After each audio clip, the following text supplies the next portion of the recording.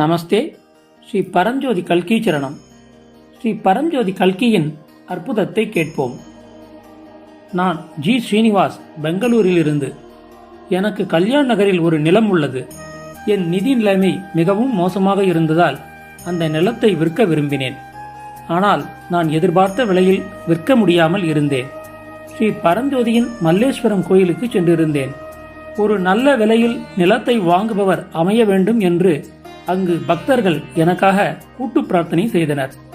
கூட்டு பிரார்த்தனைக்கு பின்னர் என் நிலத்தை வாங்குவதற்காக என் மாமா மூலமாக என் உறவினர் ஒருவர் என்னை தொடர்பு கொண்டார்.